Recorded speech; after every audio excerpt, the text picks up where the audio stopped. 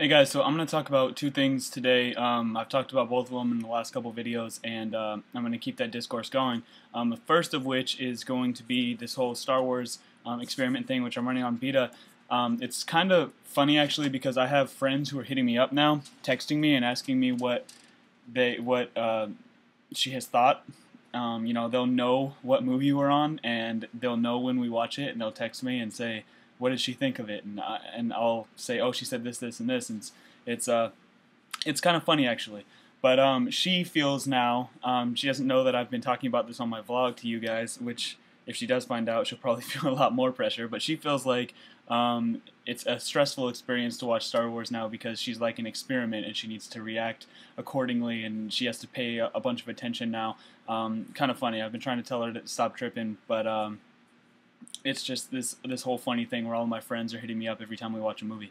But I'm kind of trying to keep it a little bit more private now. So after the whole thing is said and done, then I'll let you guys know how it turns out. But I got a video response from my friend Kent, who said that he suggests that he says there's two camps. One where people start with 4, 5, and 6. And then watch the prequels afterward, and then another one where you watch them all in order in terms of how the story played out. But the important part, and again, if you haven't seen Star Wars yet, stop watching this video right now. When I get to talking about Jeremy Lin again in a second, I'm sorry, but you're not going to get to watch that because I'm going to spoil the entire Star Wars franchise for you right now, which is a lot more important than spoiling what happened with Jeremy Lin in the last few days. So, he says that basically you need to focus on the reveals and the most powerful reveals, keeping them as powerful as they can, and instead of answering questions as they arise, making sure that the most impacting moments in the movie will maintain their position as the most impacting. Now, obviously, the most impacting moment in the entire Star Wars franchise, and one of the most impacting moments in film history, is when you find out that Luke Skywalker is the son of Darth Vader. And the reason why that's so impacting is because of the fact that you think his dad's dead, and you realize that someone who should not have ever lied to you ever, Obi-Wan Kenobi, has lied to you. And you also realize, as Kent pointed out, that it kind of screwed his life up because now he's like this old hermit living in the desert. Just like a shell of the Jedi that he formerly was. So it's interesting that Kent suggests you watch 1 and 2, and then you have all these questions left open for number 3, and then you skip it and watch 4, 5, and 6, and then at the end of 6, when everything is said and done and the whole entire Star Wars franchise has come to a close, and all the stories spanning 6 movies have come to a close, and it just feels great. Then you go back and watch number 3, and they added into the 6th movie, Anakin Skywalker standing there dead at the end of the 6th movie, and with Yoda and Obi-Wan, and it could be really cool to have her see that, and then still wondering at that point and put another question into her mind like, oh crap, what happened to Anakin, because he was about to go into war. He just got married and he's about to go into war in the 3rd movie. My problem here is that this is a very great point in terms of how to show your kids, because this is what the question everyone's asking is, how do you show your kids these movies? However, she's a very smart girl, and she's already figured out pretty much that Anakin Skywalker, she doesn't know who Darth Vader is because he doesn't exist yet, but I mean, she's probably seen pictures of him in various aspects of pop culture, but she doesn't know who he is. And so she's going to figure it out right at the beginning of number 4 that Darth Vader is Anakin Skywalker, because she's already asked me. She's like, he's going to be a bad guy, huh? And I'm like, I'm not going to tell you nothing. And then, after he killed all the sand people in number 2, she's like, he's going to be a bad guy, huh? And I'm not saying nothing, but she figured it out. So she knows that something's coming. So I'm not sure that will work out perfectly. I'm going to consider trying it. There's another couple questions that I'll have to ask myself if I consider showing her the movies in that way. But I don't know. Even I was very confused at the end of number 2. The storytelling's a little bit kind of all over the place. It's such a great a grand story that it's hard to keep everything on track. At the end of the second movie, it's leaving you with a bunch of questions on purpose and a little bit confused on purpose, so that when you get to the third one, there's resolution after resolution after resolution. So I'm worried about going to 4 and leaving her totally confused and just not having any idea what had happened at the end of 2 before we watch 4, 5, and 6 and then watch 3. But I'll consider it. I'll probably end up talking to Kent again about this, and we'll see what we have to say. So that's that. And then the other thing is, Jeremy Lin last night scored 20 again. And I'm at 5 minutes and 40 seconds right now, so I'm going to make this kind of quick. But I think the storytelling that has played itself out, and I couldn't have picked a better season to start dedicating myself to watching basketball again. Right now I have the Lakers and Raptors game paused, and I got to go watch that, and then the Bulls play afterwards, which I'm very excited about because they don't play very many Bulls games here. But it was crazy what happened, because there's this. I hope it's a trend. I really want to hope it's a trend instead of the new way that basketball is played now. But there's this trend where people just buy all-star teams and try to buy the championship rings. You know, Miami Heat. The first people to really do it was the Boston Celtics. The Knicks are doing it now. Everyone's just kind of trying to buy. The Lakers tried. They wanted to do this whole stupid-ass like Chris Paul and Dwight Howard thing, buying them to put next to Kobe Bryant to win another championship. It's stupid. And one of the last few teams to not be doing that is the LA Lakers, who actually build up a franchise of players that play well together and play. The Bulls are another team that do that. They have their superstar, and then they build a team around him instead of buying more superstars. The Miami Heat, the only time they ever won a championship is when they had a team built around. Yes, Shaq is a superstar, but he was on his last leg.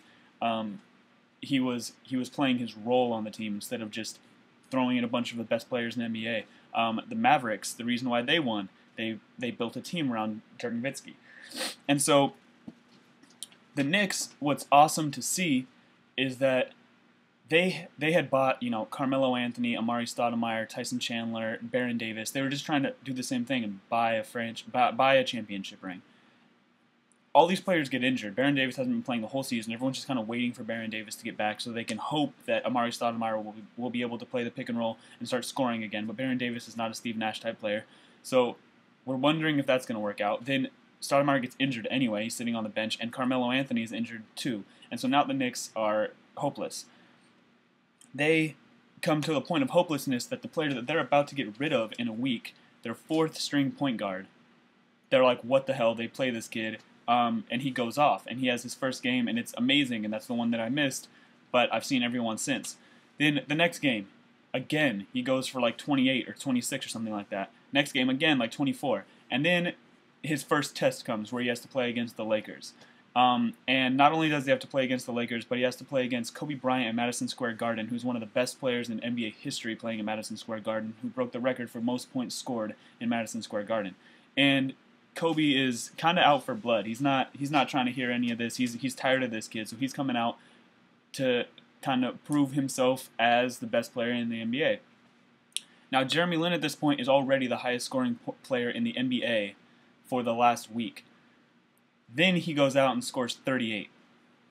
And I watched the game, and I didn't think he had scored 38, but he did. He kind of took that game over. And what was crazy is, in watching it, it was one of the best basketball games I've ever seen in my whole life because of the drama that was in the game. And there was so much emotion throughout because, you know, Spike Lee has been kind of pushing the Knicks to the forefront of visibility in the NBA. He just came out with his the Spizikes, the Air Jordans that were themed around the Knicks colors. And not only that, but he gave a pair of them, not the same colorway, but he gave a pair to President Obama. So, and now he's talking about LINsanity and coming up with all these, you know, these keywords or key terms on Twitter that people are, you know, trending topics that people are talking about, and just all these words are building hype around Jeremy Lin. So in the game, it was crazy to watch it because Kobe Bryant is at some point, I think it was the end of the second quarter. Lin's going off the whole first half, and at the end of the second quarter, Kobe Bryant's like, all right, screw this, and he pushes the point guard out of the way, and he's like, I'm guarding this kid now. And I think he stopped him, at the end of the second quarter and went back and hit a shot. And so the announcer says, pay attention to this. Kobe Bryant just started guarding Jeremy Lin. We'll see if that continues into the third. Halftime comes and goes.